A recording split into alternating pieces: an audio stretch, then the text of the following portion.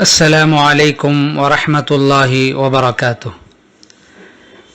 الحمد للہ والصلاة والسلام علی رسول اللہ، اما بعد فاعوذ باللہ من الشیطان الرجیم، بسم اللہ الرحمن الرحیم۔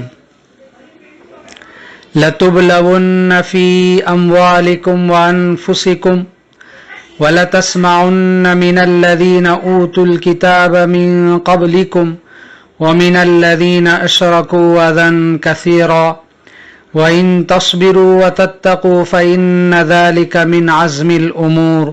صدق اللہ العظیم۔ پیارے بھائیو، آج آپ حضرات کے سامنے جمعہ کا ایک پیغام ہم سنانا چاہتے ہیں۔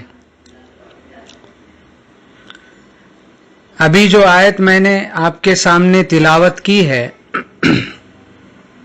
اس کا ترجمہ یہ ہے، تم ضرور اپنے اموال اور اپنی جانوں کے معاملے میں آزمائے جاؤ گے، اور تم ضرور ان لوگوں سے جنہیں تم سے پہلے کتاب دی گئی اور ان سے جنہوں نے شرک کیا بہت تکلیف دہ باتیں سنو گے، اور اگر تم صبر کرو اور تقوی اختیار کرو تو یقیناً یہ ایک بہت بڑا باہمت کام ہے۔ اسلام کی تاریخ آزمائشوں سے بھری پڑی ہے۔ انبیاء کرام نے اپنے دشمنوں سے طرح طرح کے ظلم و ستم کا سامنا کیا ہے۔ ان سب پر قابو پانے کے لیے مومنوں کو صبر و تحمل کو اختیار کرنا اور متقی بننا ہے۔ دور حاضر کے مسلمان بھی اسی طرح کے اذیتوں سے گزر رہے ہیں۔ سامراجیت، صہیونیت، کمیونزم اور فیشزم کے متحدہ پلیٹ فارم کا اسلام کی مخالفت کی ایک شکل ہے اسلاموفوبیا۔ اسلاموفوبیا کیا ہے؟ امریکی صدر ڈونلڈ ٹرمپ نے سن 2016 میں اقتدار سنبھالنے کے بعد سے 7 مسلم اکثریتی ممالک سے آنے والے امیگریشن پر پابندی عائد کر دی ہے۔ انہوں نے ستمبر 2001 میں ورلڈ ٹریڈ سینٹر پر کیا گیا حملے کو اس کی وجہ قرار دیا تھا۔ سچ تو یہ ہے کہ 1975 سے 2015 کے درمیان ان اسلامی ممالک کے کسی بھی فرد کے حملے سے کوئی امریکی شہری ہلاک نہیں ہوا تھا، جبکہ جرائم کی تفتیش کرنے والی امریکی فیڈرل بیورو آف انویسٹیگیشن کی ایک رپورٹ کے مطابق سن 2015 میں امریکہ میں مسلم مساجد، اداروں اور افراد پر حملوں میں تیزی سے اضافہ ہوا تھا۔ ٹرمپ کا یہ اقدام اسلاموفوبیا اور مسلم منافرت کی حقیقت کو ثابت کرتا ہے۔ اسلاموفوبیا سیاسی ہے، اس کے لیے حقائق بے سود و بے معنی ہیں۔ اسلاموفوبیا جھوٹ پر مبنی ہے۔ RSS کے سربراہ ہیڈگیوار نے ایک بار یہ کہا تھا کہ مسلمانوں کو غدار نہیں کہا جانا چاہیے، بلکہ اس کے بجائے انہیں دشمن سمجھا جانا چاہیے۔ غدار کہنا یعنی ان نام نہاد افراد کو ملک کے باقی شہریوں کی طرح ہی حقوق حاصل ہوں گے۔ ہیڈگیوار کی یہ ذہنیت اس طرح کے حقوق پر بھی اپنا شکنجہ کس رہی تھی۔ آج جب اسلاموفوبیا کا تجزیہ کرتے ہیں تو یہ سنگھی لیڈر کو یاد کرنا بہتر ہوگا۔ اس سے ہم دیکھ سکتے ہیں کہ نسل پرست اپنے خیال سے بنی ہوئی کہانیوں کو دوسروں کو دشمن اور اجنبی کے طور پر پیش کرنے کے لیے کس طرح استعمال کرتے ہیں۔ اسلاموفوبیا کی اصطلاح انگریزی زبان میں نہیں ہے۔ علم نفسیات میں فوبیاز کی بہت سی قسمیں ہیں۔ اس میں یہ فوبیا دیگر بہت سارے فوبیا کی طرح جذبات کی بنیاد پر تقویت پا رہی ہے۔ یہ ایک ایسا خوف ہے جو مصنوعی طور پر بنایا گیا ہے، اس لیے اس میں بہت سارے سیاسی فائدے ہیں۔ اس کے ذریعے दूसरे तबकात को डराकर साथ रख सकते हैं, बड़े बड़े हमले की सफाई पेश कर सकते हैं। हिंदुत्व फैसिज्म के असर व रसूख को जोर देने के लिए सबसे बड़ा हथियार था मुसलमानों की मुखालफत करना। वो कई सदियों से इस पर अमल पैरा हैं। आलमी सतह पर ताकत के ऐवानों में तब्दीलियां आई हैं। अमेरिका, जो अब सुपर पावर के नाम से जाना जाता है, मुस्लिम मुखालफत को बतौर एक सियासी हथियार के इस्तेमाल किया है। इसकी हिमायत यूरोप और दूसरे बर्रे आजमों के दाएं बाजू के नस्ल परस्तों ने की।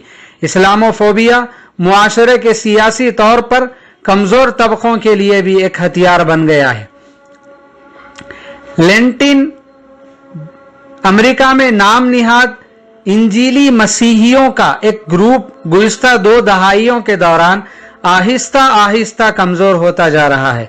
लिहाजा वो मजहबी तकरीबों और मकबूल मबाहसों के जरिए अपने मजहबी असर व रसूख को मजबूत बनाने के लिए दूसरे कट्टर गुरूहों को दुश्मन समझते हैं। आमतौर पर अमेरिका में इंजीली ईसाइयों के दुश्मन यहूदी हैं। बहुत से दीगर वजूहात की बिना पर वो सोचते हैं कि अगर यहूदियों पर हमला किया जाएगा तो इसका बदला ले लेंगे। इस तरह से उन्होंने आने वाले मुसलमानों को अपना दुश्मन मान लिया है।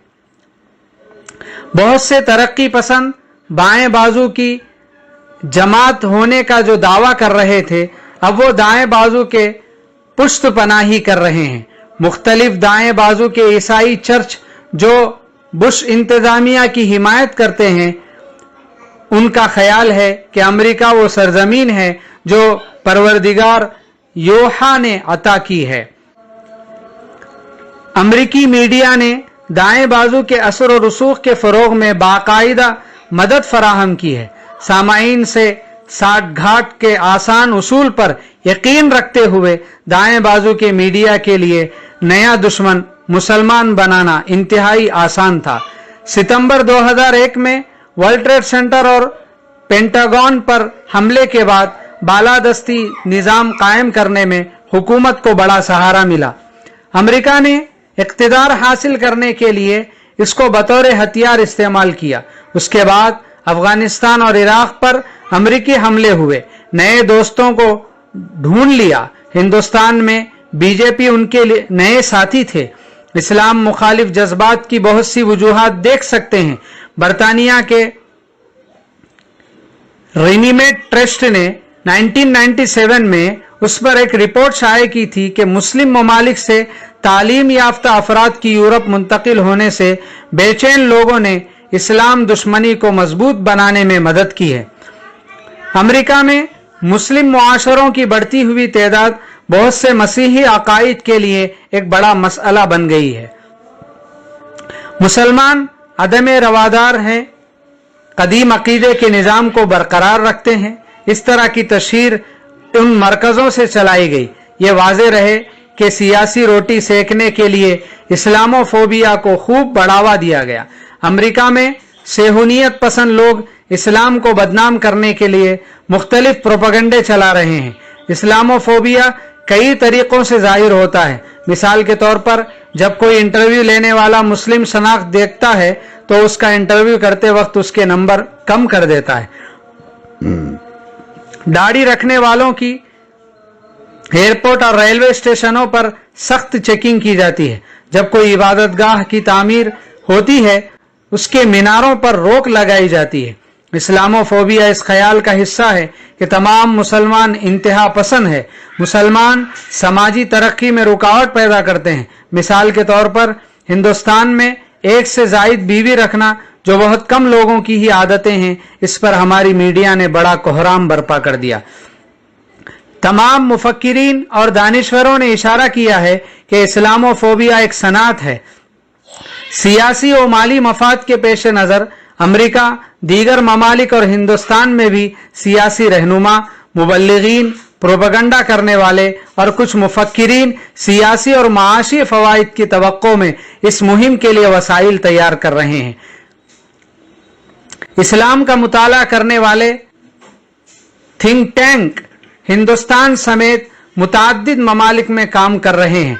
बहुत सारे माहिरीन जिन्हें इस्लाम का कोई इल्म नहीं, चाहे चैनल्स पर बड़े बड़े तबसरे करते हैं और इस्लाम का ज्ञान बांटते हैं। 2011 की मरदमशुमारी को इस्तेमाल करते हुए इस बात की तरफ इशारा करते हैं कि मुसलमान मुल्क पर गालिब आ जाएंगे। हिंदुस्तान में मुसलमान की शरह नुमो ज्यादा हो जाएगी। इसका दावा करने वाले अक्सर व बेशतर जाली माहिरीन हैं जो झूठ की बुनियाद पर बात करते हैं।